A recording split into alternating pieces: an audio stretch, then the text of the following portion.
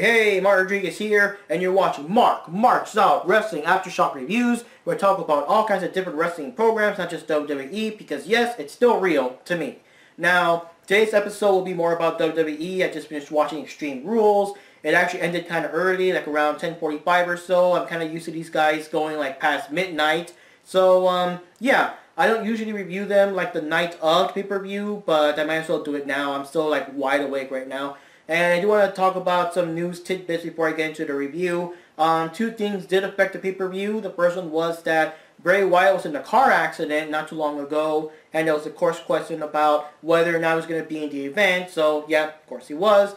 Nakamura got bitten by a police dog. I don't really understand like where he was or what he was doing to get bitten by a police dog. So of course there was also a question about whether or not he was going to be in the event, and yes he was. And of course the big news is that Hulk Hogan is actually back in the Hall of Fame. The WWE actually put him back in the Hall of Fame. Of course Hulk Hogan in his personal life, not his TV character self, but his personal life as Terry Bollea, I think it is. He said some racist things, and those like some kind of lawsuit or something, so those recordings came to light. And when WWE found out, because of course you have to be PG and all that, they tried to erase him from history. Like, he was still in the pay-per-views, but he was removed from video games. They didn't mention him anymore. No more appearances. What can I say? Oh, they removed all his merchandise from the website and everything. And there were video games that actually had him in it, and they removed them, like the WWE Immortals for the phone, like the phone app game I reviewed before. And also, Curtis Axel was doing a Hulk Hogan, like I guess, impersonator gimmick, and they just put the kibosh on that right away. So it was like pretty noticeable. And what can I say? I can't really forgive what he said. It's not really, I don't know. It's people say stupid things. I just hope he doesn't think that way. And I hope that maybe he changed his mind of thinking that way. Maybe he learned from his lesson.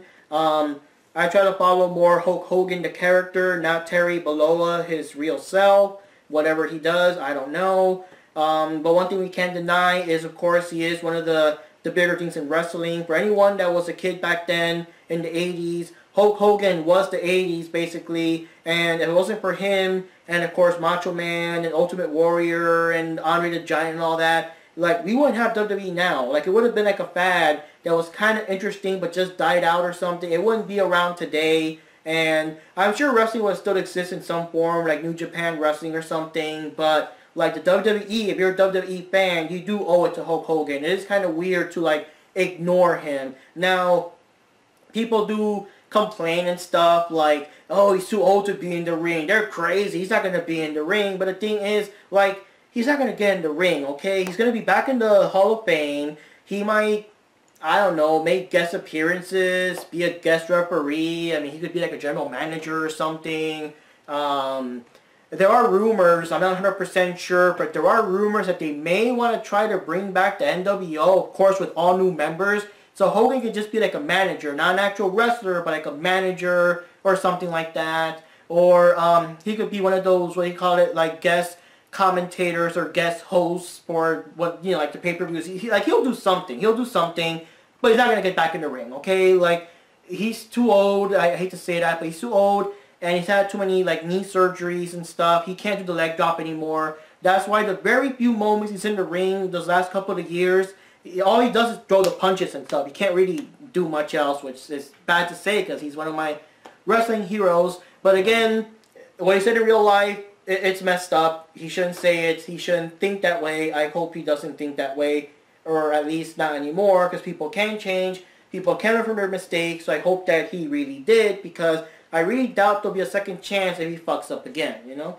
And there's also news about Vince McMahon trying to buy Cody, Kenny Omega, and the Young Bucks. I say please don't, because you guys are super awesome where you're at. You're like top characters. Kenny Omega, a lot of people say he's like the best wrestler in the world. The Young Bucks, people are saying they're like the best tag team in the world. And of course, Cody Rhodes, American Nightmare, is like the top heel of Ring of Honor. So why go to WWE and risk being like second or even like fifth tier characters are just forgettable, like Bailey and Sasha and Ascension and you know, all Curtis Axel and all them. It's like Zack Ryder, like don't become a Zack Ryder, you know, like don't. You're good where you are. From what I understand, I think the only people that there might be a slight risk if the money is good enough might be the Young Bucks. They may jump ship, but we don't know. That's just speculation. We don't know. The Mae Young tournament's going to have another tournament this year. I do intend to make those reviews. I'll try to keep up with the events. It's like every week. I'll try to keep up. And yeah, it's pretty awesome. I already know. I mean, there's announcing people, but I don't know anyone. So there's no one to really make me say, oh my god, it's that person. Oh my god, it's that person. Of course, I'll be happy if Tessa Blanchard's there, but I don't know anyone else. And, what else? Oh yeah, there's also a G1 World Tournament in Japan, I believe. I don't really know too much about it, unfortunately. I know it's like the big thing. A lot of people are saying that that's the real wrestling. Who cares about Extreme Rules, whatever. Like, that's the real wrestling. And I know some people, like, of course, I think the Young Bucks are in there. I'm not sure, but I do know that Kenny Omega and Hangman Page are involved. And I don't really know too much about it. I don't have access to watch it. I think it's a streaming thing, but, I mean, I can't really, like, subscribe to every single streaming thing out there. I got enough stuff on my plate. I still gotta manage money and everything. And I do have a friend, Jack Knives. You remember Jack Knives, the Video Game Masters? He was in one episode with Samurai Showdown 3 and 4. He's actually doing a very, how should I say, very complete review of the event. He does a very good job, like, explaining, like, the brackets, the rules, who's in whose bracket. I assume he'll be doing updates of each like round and whatever. So I'll put the links below on his video. So if you want more reviews on the G1 World Tournament, that's the guy to go to. Okay, so now on to Extreme Rules. The first match, I actually missed it because I was still coming home. We were out, we were having fun. We watched Ant-Man and the Wasp, so stay tuned for that review. And we were drinking, whatever. So I came in right in the middle of the kickoff show. And there was a match between Cien Almas versus Sin Cara, and Cien Almas won. I'm not surprised if it was probably Selena Vega doing some shenanigans, because she always does. But I think Cien Almas needs to be like off the kickoff show and then the actual event. He was one of the top heels. I believe Ciampa is like the top heel of NXT, but he was a very big heel too. He had a big feud with Aleister Black, so like, they're really not using him or doing not much with him here. Maybe if they put him in the actual pay-per-view, it wouldn't have been so short. I don't know. But some people say that they got to build these guys up. But, I mean, if they're badass over there, make them badass here. Like, kind of build them up, but build them up the right way. Make them win some matches. Make them look awesome. And, well, most of all, make them visible, you know? So the second match was kind of similar. It was Sanity, which is another tag team that was super over at NXT, but it's kind of whatever here. They're going against the New Day, and it was like a tables match. So, of course, the first person who goes through a table loses. And it was a triple tag team match. All three of them were in there, triple tag. It was Eric Young, Alexander Wolf, and Killian Dane versus, of course, the New Day, which are Kofi, Big E, and Xavier Woods. And one spot I did like a lot when I first was, you know, coming in, trying on TV and all that, was Big E and Xavier Woods had two members of Sanity on their shoulders, and Kofi climbed on the top rope and jumped on both of them. Like, he actually stomped on both of them and took them down. And that was fucking badass. I'm like, holy shit. Like, I haven't really paid attention too much to the New Day besides all their pancake throwing shenanigans, but that was awesome. But regardless, the New Day still lost. They were thrown through the tables first, so Sanity won. I hope that Sanity kind of keeps this winning streak. But again, use them more often. Don't put them on the kickoff shows an afterthought, you know? So the actual match, the actual Extreme Rules event, started with the B team, which is Curtis Axel and Bo Dallas. They lost The Miz because The Miz went to another, you know, the other brand, SmackDown. And they were, I guess, trying to be anyone else's henchmen, so they decided to just be like their own guys, make their own tag team. And if they won enough matches, which they actually did, they'll get a title match. They were going against the Deleter of Worlds with Broken, Woken, Matt Hardy, and with Bray Wyatt. And yeah, I did notice a couple of things. I noticed now in retrospect that Bray Wyatt didn't do all that much. Matt Hardy did most of the action. And the funny thing is, in real life, Bo Dallas and Bray Wyatt are brothers, not the characters themselves. So, I guess people know that or whatever. Like, I guess, reverse kayfabe. Because whenever Bo Dallas and Bray Wyatt were about to face off, the crowd was going wild. And, oh, yeah, the brothers are going to fight, man. Like, it was epic. But Bray Wyatt did tag out and let Matt Hardy go in there. And there was a moment that Bray Wyatt was going to do, like, the whole Sister Abigail crawling upside down thing. But they tagged him out again. So he didn't do too much. And in the end, surprisingly, the B team actually pinned them and won. So the B team are actually the new Raw Tag Team Champions. And I was like, damn, that was unexpected. I was really not expecting that. I was thinking they're just going to be pushovers. But it's kind of badass.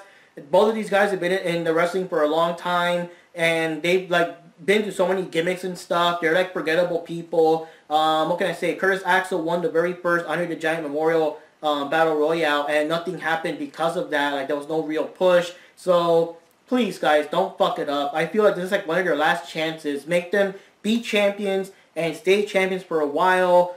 Don't fuck it up.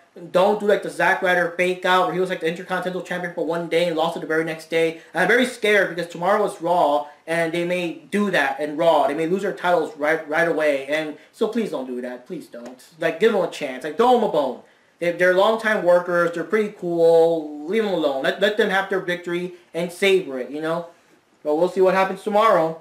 Anyways, then we had Finn Balor and Baron Corbin, which I guess Baron Corbin is now the Constable. Stephanie McMahon made him the Constable. I don't really see him doing Constable things. I just see him like attacking people like he always is. The match is kind of like whatever. Nothing really caught my eye. Finn Balor did win with the coup de grace. And yeah, what can I say? Baron Corbin is kind of cool. I won't deny the End of Days is a cool finisher. And I think it's one of those protected ones that once it hits, you don't tap out. But, it was a so-so match. Next we had Carmella versus Asuka. Carmella's the SmackDown Women's Champion due to cheating and shenanigans. She was the Money in the Bank. And she defeated Charlotte thanks to cheating. She defeated Asuka thanks to cheating with Ellsworth coming back.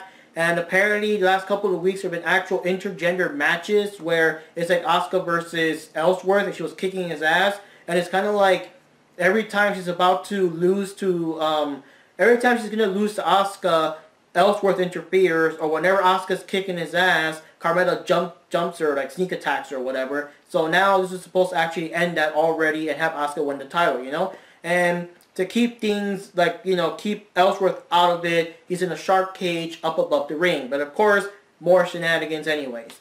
The matches, as you would expect, Asuka's badass, she's powerful, and Carmella's a little bitch. She runs around and she screams a lot. She's like so annoying. She's always like screaming and screaming. It's so damn annoying. And Ellsworth would drop a chain from the shark cage whenever the referee didn't see it. Asuka saw it and make sure the referee got rid of it. When the referee was busy getting rid of it, Ellsworth would toss like I guess a spray can, because there was a previous match where he actually like sprayed her face and she lost. So Asuka saw it. Asuka just smacked that shit out of his hand. No spray for you. And I forgot what she did. She did something to Carmella that made her temporarily incapacitated, like out of the ring. And when this was happening, Ellsworth like picked the lock and actually got out. But like I guess his leg got caught or something. He was like actually upside down from the shark cage in a perfect distance. He was actually like a piñata for Asuka to beat the crap out of him. Yeah, Asuka just beat the crap out of him and everything, and she was so busy attacking him and hitting him and kicking him and stuff that Carmella came from behind and actually pushed her face first into the bottom of the shark cage, and I was like, oh no, Asuka, no. And of course that knocked her out, and you know, Carmella did the 1, 2, 3, and I was like, oh damn it and everything. But after she left with the title and everything, Asuka was still pissed. She was still pissed, and she took it out on Ellsworth. She like beat the crap out of him. She kicked the crap out of him. She did like hip attack. She got him in the Asuka lock, and it wasn't like an actual match anymore. He was tapping out, but tapping out couldn't do nothing. He was like knocked out, and like even though it's annoying that Carmella won, it was still so satisfying to see Asuka beat the crap out of Ellsworth. She's just like such an annoying, perfect heel. You just want to see like them beat the crap out of him, right? So we'll see what happens with Asuka. We'll see what happens. I guess it'll continue in the next pay-per-view. We'll see how that goes. But what can I say? It's annoying that Carmella still won, but it was just satisfying to see her just go crazy. We'll see Asuka, I mean, go crazy and attack Ellsworth, because she is crazy. She's a face now, I guess, but she's still crazy. She was still dangerous and stuff. It's like, don't fuck with her. And that's what Ellsworth is doing. And what else can I say? It was satisfying to see that, and we'll see what happens from there. Then we had Shinsuke Nakamura versus Jeff Hardy, and just wow.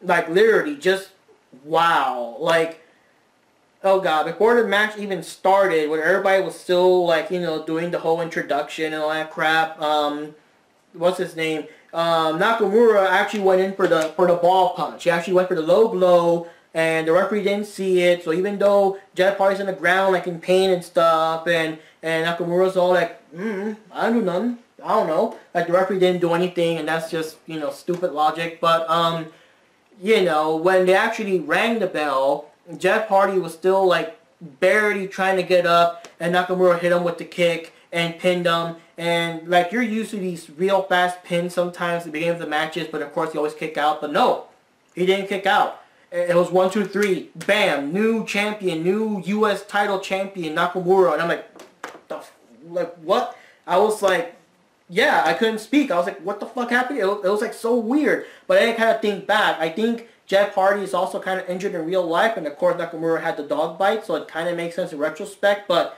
holy shit! And to make it more confusing, Randy Orton just showed up. I guess he had personal beef with Jeff Hardy, and he, like, well, you know, spread his legs basically and stomped him in the balls and just fucking left. I was surprised. I thought he was gonna do like an RKO anyways, or he's gonna go after Nakamura, but no. Like, his beef was just with Jeff Hardy, and he walked out, and Nakamura was just, you know, with the belt, just being confused and stuff. And, like, what can I say? It was a very bad day for Jeff Hardy's balls.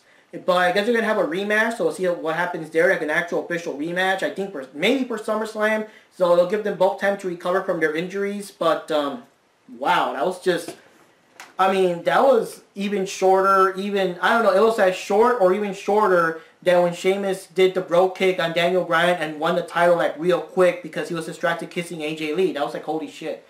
But I'm speechless. But anyways, then we had, oh god, Kevin Owens versus Braun Strowman in the steel cage. And Braun Strowman was basically, I guess, bullying Kevin Owens around. He kept chasing him around. He kept, like, messing up his car.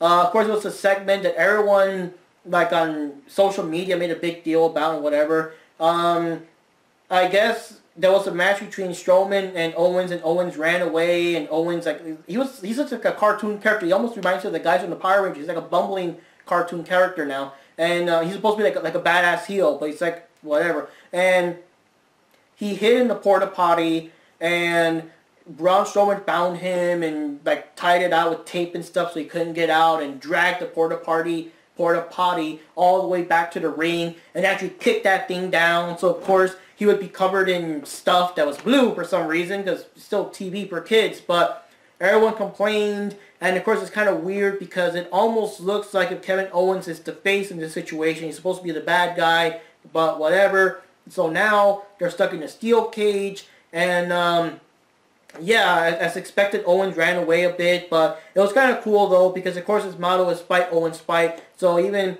Strowman was like, come on, fight back, man. Isn't it fight, Owens, fight back, come on, and whatever. And, yeah, Owens actually found his balls and started, like, attacking him and kicking him. And, you know, he did, like, I don't know what that thing is called, where he kind of comes like a cannonball at you. Like, maybe it is called a cannonball. But he did a couple of cool moves on him, some good offense. He actually got to handcuff Braun Strowman and everything, which, of course, in the Extreme Rules match, it's, you know, legal, which is so weird because there's no logic. Like, the handcuffs are legal in that match, but, like, the chains and stuff that Ellsworth was trying to toss was illegal in that match. Like, make up your mind, guys. It's supposed to be Extreme Rules, no rules in all the matches, whatever. But, yeah, Kevin Owens tried to climb the cage, but he wasted too much time, like, taunting Strowman, until Strowman just plain fucking yanked the handcuffs off himself and just tore him up and everything. And, oh god. So he went up, and he grabbed Owens and dragged him all the way to the top of the cage and fucking threw him down one you know, on top of one of the announcement tables. And now Kevin Owens is being taken down the stretcher with a neck brace and everything. And I'm kind of confused if that ends the feud there, or if Strowman's going to continue. Like, I don't know. But apparently Kevin Owens is going to be out of commission for a while. That's that's interesting. I'll see what happens there. But yeah, that whole thing made me like just watch and be like, holy shit. So that was an entertaining match. It was kind of interesting. Next we had the SmackDown Tag Team title match. It was between the Bludgeon Brothers, which are Luke Harper and Eric Rowan, which I guess now they want to just be called them, just referred to as Harper and Rowan. They like lost their first names. And they're going against Team Hell No, because apparently these guys were attacking Daniel Bryan for some reason, and one time Kane actually came to his rescue, so now, like the whole feel-good thing or whatever, now Team Hell No is back. Kane and Daniel Bryan are back.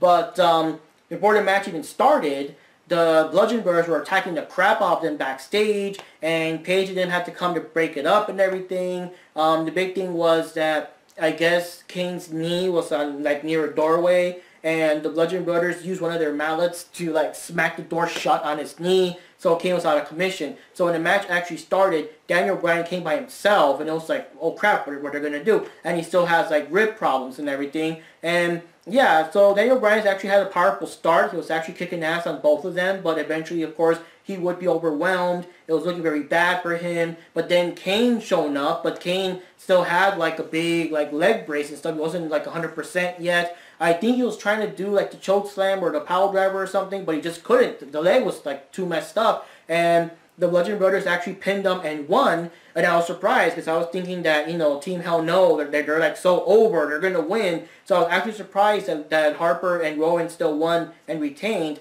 But I'm thinking what's happening is a mixture of like they want to make sure that Daniel Bryan doesn't wrestle too much, so tag team is like shared work, but it doesn't make sense. He did most of the work here. I don't know. But also Kane, the actual guy, Glenn Jacobs, is doing like, I think I don't know if he's actually the governor or he's campaigning to be a governor, so he's busy doing legal stuff and what, you know, political stuff, so he can't be too involved in wrestling. Of course, if they won the titles, he would have to be more involved to like defend the titles, so I guess that's why. But I didn't think of all that stuff. I was watching the match. I was super surprised. I was expecting the guys to go down and for Team Hell No to win. So I was super surprised that the Bludgeon Brothers actually won to fight another day. And yes, finally these guys are actually in the pay-per-view and not the kickoff show. They're always like stuck in the kickoff show. It's about time they're actually in the pay-per-view. I mean, there's some events where they even ignore the SmackDown titles like altogether. So I'm glad that both tag teams were defended in this event, even if one of them was in the kickoff show, you know? But then we had Roman Reigns versus Bobby Lashley, and it was a match that no one really cared too much about. It was kind of slow paced and everything. It was actually kind of a cool down match because the Daniel Bryan one was awesome. Everybody was pumping up. Everybody was trying to see if he could actually be badass enough to like hold his own against both of them. It looked pretty badass. He actually was holding his own against both of them. And then of course Kane showing up. So everybody was really excited and crazy. And it was kind of a slow match. And I was actually kind of surprised because, you know, Roman Reigns, he's always like, how should I say, he's always the main event. I was surprised it was not a main event. And to be more of my surprise, Bobby Lashley won. He actually won. I was surprised. I thought this match was supposed to be like the match to see who would fight against Brock Lesnar. So I was kind of like, yeah, of course Roman Reigns is going to win. But no, Lashley won. So I don't know what they're going to do. Are they going to still fight like between now and SummerSlam to make Roman on top again? Or are we actually going to do something different, like actually surprise us and have Bobby Lashley go against Brock Lesnar for something different? We'll see. And they also announced and people are so mad about Brock Lesnar, but remember guys, this is a storyline. I mean, he's not showing up because Vince McMahon is telling him not to show up. But Kurt Angle announced that if Brock Lesnar, I don't know why, I almost said Bane, but if Brock Lesnar does not show up tomorrow on Raw, he has to either, he has to relinquish the title, basically speaking. I forgot what his options, but basically that. If he doesn't show up tomorrow on Raw and announce like when he's going to defend the title next, he has to give it up. He has to give it up. Because apparently Brock Lesnar has a real-life UFC fight. He appeared in UFC. So it's kind of like saying, why is he in UFC and not here defending the title and all that? Which is so funny because Angle is saying all this stuff as if he doesn't already know the reason why. But, you know, it's wrestling. You got to shut your brain off. You just pretend it's all real. And then we had Alexa Bliss with Mickie James now going up against Nia Jax with Natalya. So now Natalya got her back. Natalya's there to kind of make sure that Mickie James doesn't interfere. And it is also like, what can I say? This is the actual Extreme Rules match. They actually have weapons and stuff. And of course, Ronda Rousey was banned from Raw, suspended from Raw because she flipped out. She like attacked Alexa Bliss and everything. She attacked Kurt Angle. Like Kurt Angle tried to like get her off. Or she actually fucking attacked Kurt Angle. She's like suspended, but it's kind of like suspended from Raw. But at the pay-per-view though, like she actually bought a ticket to watch the pay-per-view and everything, so she was there. And it's kind of weird though because it was kind of like it's like Extreme Rules. Like no disqualification for weapons, but it still looked kind of like disqualification if the other people interfere. That was kind of weird. So anyways, it was pretty comical because Alexa Bliss, like, she can't do shit against Nia Jax realistically. Like, she needs to cheat to win. I mean, I still think she has more skills than Carmella, like character-wise or whatever, but they're both like cowardly heels. So anyways, it was like Alexa Bliss. There was like this funny moment where she was trying to use weapons, and it's like Nia Jax is too badass for them. Like she was like trying to grab a kendo stick and smack her, but like Nia Jax grabbed it and snapped it in half, and she was trying to grab a garbage can, she just grabbed it and threw it away. Tried to hit her with a chair, grabbed the chair, threw it away. Tried to hit her with another garbage can, grab it, throw it away. It was kind of funny. It was kind of like Nia Jax is this unstoppable juggernaut, and you can't do nothing. There's nothing to like defend yourself with and everything. But of course, Mickie James would interfere. Then Natalya would like attack Mickie James. Yeah, those times she was trying to attack, so Natalya would attack Mickie James, but unfortunately Natalya sucks, I guess, because they both Alexa Bliss and Mickie James beat the living crap out of Natalya, and she was out for the rest of the match. But then Ronda Rousey got crazy. She just jumped in there. She started attacking the hell out of Mickie James. She tried to attack Alexa Bliss, but Alexa Bliss still got rid of her. And then she climbed back into the ring, and unfortunately, whatever attack Nia Jax was trying to do failed, and Alexa Bliss pinned her, and she won. And for me, I was kind of like, I don't know. It's like you have the combination of Natalya watching your back. I guess you should have gotten someone better. She got Natalya watching your back, and she also got Ronda Rousey just there, waiting to explode, waiting to just beat the crap out of Alexa Bliss. So it's like, how did she lose anyway? But of course, Alexa Bliss got such a big fan base. People would riot if she loses her title right away. And we'll see what happens. We'll see what happens. Ronda Rousey still looked very pissed. She was trying to chase after Alexa Bliss, but she still got away. And you just kind of focus too much on how pissed she looks and everything. So I guess eventually we will be having a Ronda Rousey versus Alexa Bliss match. And we'll see what happens there. Because, wow. And actually that was like the only... I think that was the only match in the whole event that actually had weapons and stuff. This Extreme Rules was very, very tame. Like, that was the only match that actually had weapons. Like, what the hell? It's like, there's got to be a mix. There's one event where all the matches had weapons, or there's one where only one had weapons. Like, what the hell?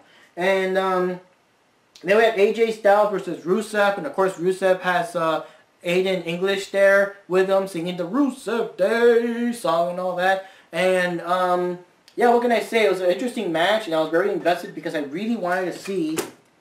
Oh, Deadpool fell. I really wanted to see if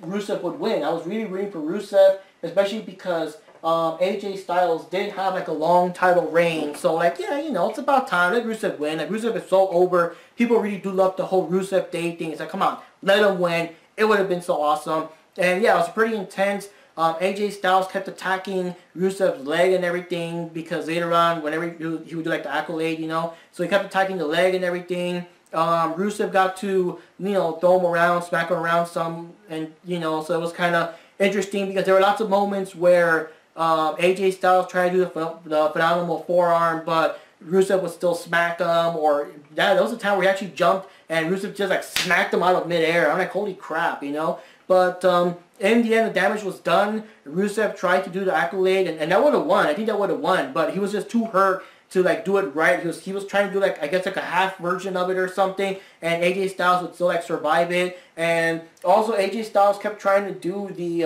like the, what do you call it, like the ankle clutch to try to see if Rusev could submit. In fact, he was trying to do all kinds of stuff. He was trying to do like submissions and stuff, but in the end, unfortunately, he still, and that was funny though, he was trying to do the Styles Clash on Rusev, but I guess Rusev was like too big or too heavy to do it, so he couldn't do it. But in the end, he still hit him with the phenomenal forearm, and well, that was it. Rusev was down, and AJ Styles is still the normal champion, the normal WWE Raw champion, because of course the Universal Champion doesn't exist. But finally, this was the awesome pay-per-view, awesome main event. And who thought, like, you know, all this time Dolph Ziggler would be main eventing? But yes, Seth Rollins versus Dolph Ziggler, 30-minute Iron Man match for the title. Dolph Ziggler is the current champion thanks to shenanigans, as always. And, of course, he has, what's his name, Brian Kendrick in the background to cheat and everything. And the match was interesting. It was very interesting. Just, I don't know, the way it played out. It was, like, so weird because, like, they started fighting and everything.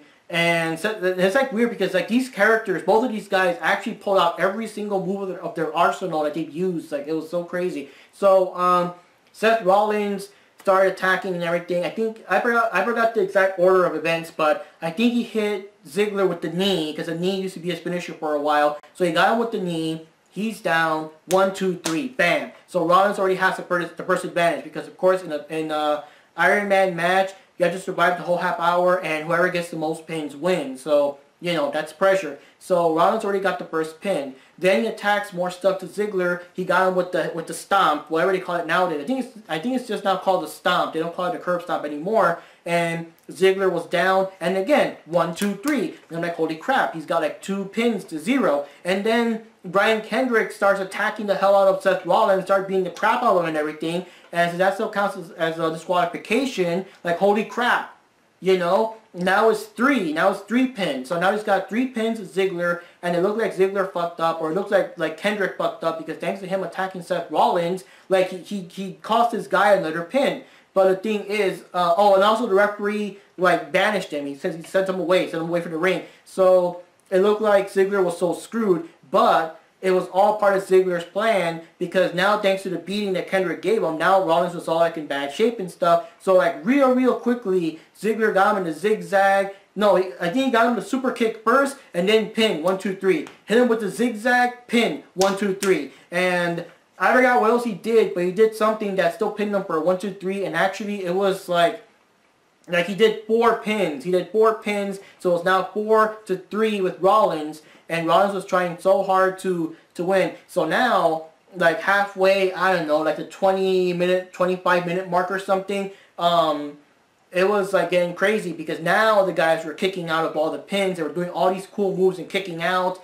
And they kept doing like, Ziggler kept doing like sleeper holds and stuff that wouldn't work, and then Rollins kept trying to do like the cross face and it wouldn't work, and like the sharpshooter and it wouldn't work. It's like all these moves they're doing is like so fucking awesome. And then he could try to do the knee or the curb stomp. He would always like miss, and Ziggler would try to do the super kick and everything. And in the end, well, not the end just yet, but Seth Rollins did like another badass move. I forgot what it was. I think it was the Brock Splash.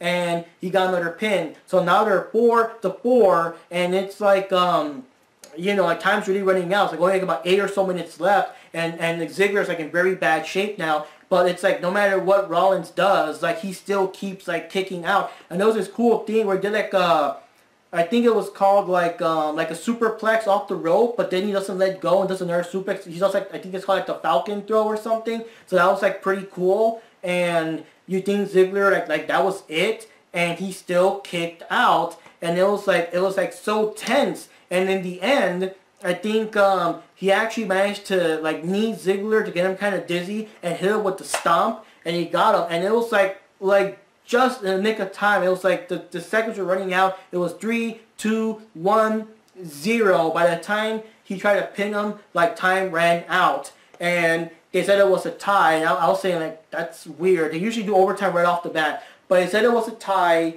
and as it was a tie and time ran out, Ziggler will still win the title and just, you know, whatever. And then Kurt Angle shows up, and it's like, hey, no, we need a winner. The fans here want a winner. Restart that match and everything. So Ziggler, who was in very, very bad shape, was trying to get back into the ring, and Rollins was, you know, but he was still in better shape. He was like, yeah, he's like ready to win. But Kendrick just comes in and he tries to distract Rollins. Rollins hits him with the knee. No, he's busy with Kendrick.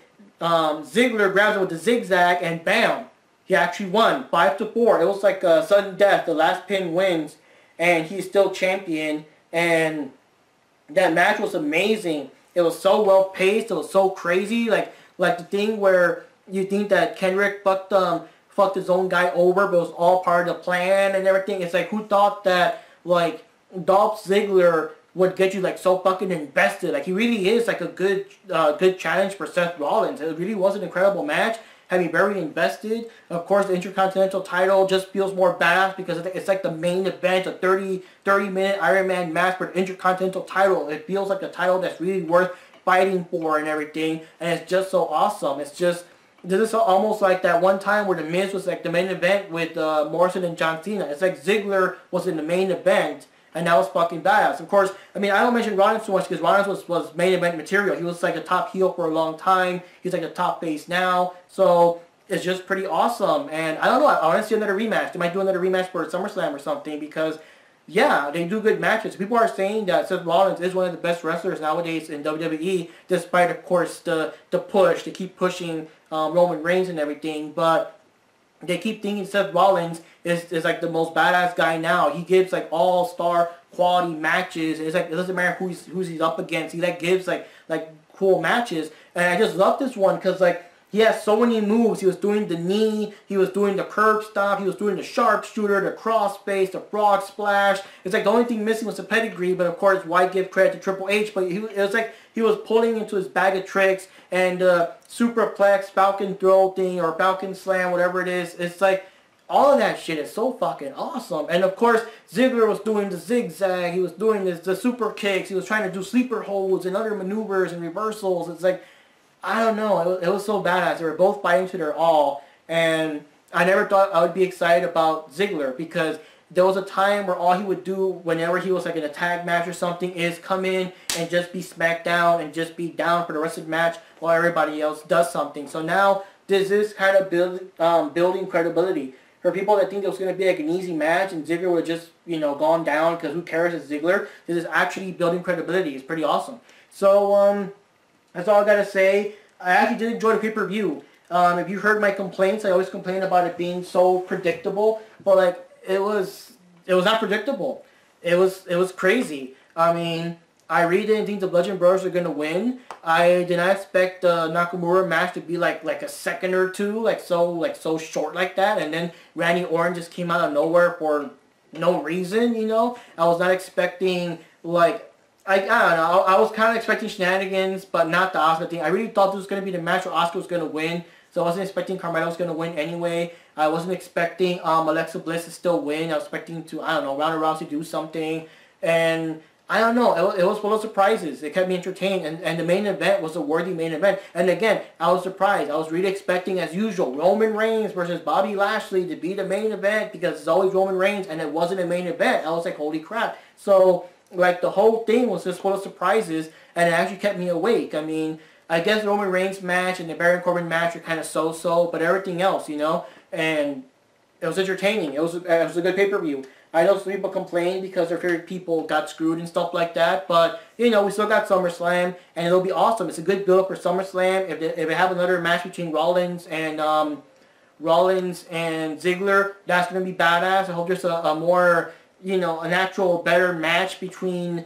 Nakamura and Jeff Hardy and stuff like that. But yeah, it'll be awesome. It'll be cool. So anyways, guys, Mark Rodriguez here. I don't got much other things to say. We'll see what happens. I do want to cover the Mae Young Tournament 2018 whenever it comes up. And of course, more pay-per-views and more random stuff that I'll find here and there. And again, I'll put the link below for Jack Knives videos on the G1 World Tournament. And there you go. So anyways, guys, Mark Rodriguez here. And see you next time. This has been the Mark Marks Up Wrestling Aftershock Reviews. Because yes, it is still real to me.